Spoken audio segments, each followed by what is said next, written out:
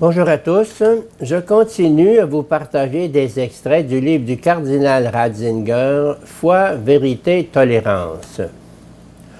N'oublions pas que le marxisme est apparu comme une grande force politique du XXe siècle, revendiquant l'édification d'un nouvel espace de liberté pour l'homme.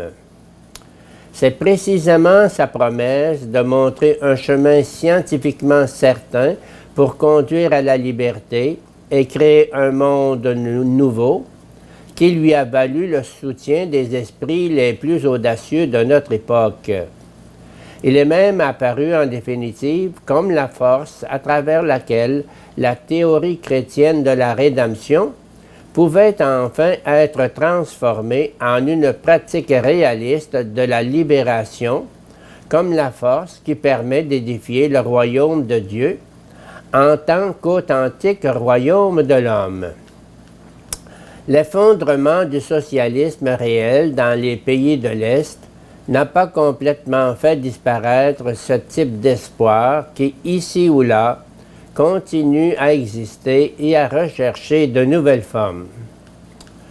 Plus personne ne peut sérieusement contester que ce prétendu système de libération a constitué le principal système d'asservissement de l'histoire contemporaine.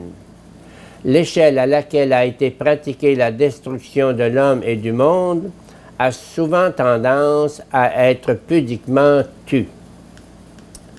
La supériorité morale du système libéral en politique et en économie, qui s'est ainsi manifestée au grand jour, n'en a pas pour autant suscité un enthousiasme débordant.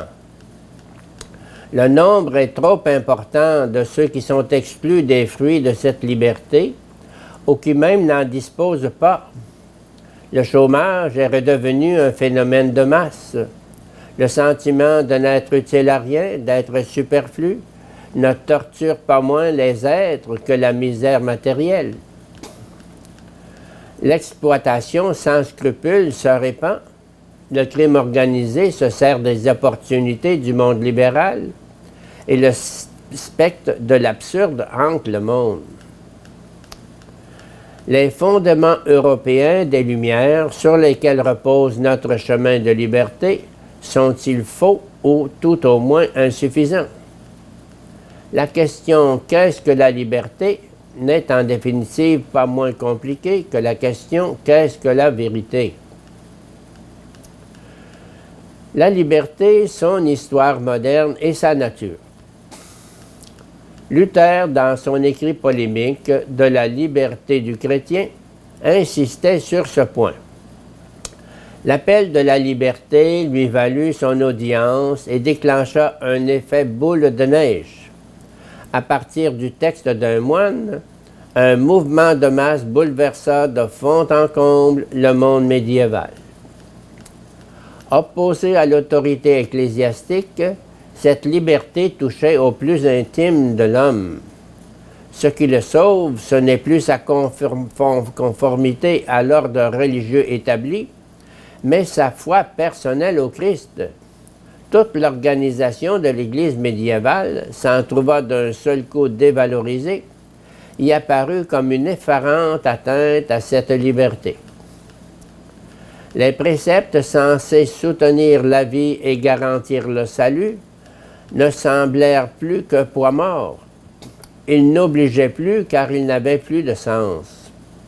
Le salut consistait à se libérer du joug des règles supra-individuelles. Ce mouvement de libération se limitait certes au plan strictement religieux. Dès qu'il se transforma en mouvement politique, lors de la guerre des paysans ou chez les anabaptistes, Luther s'opposa vigoureusement à lui.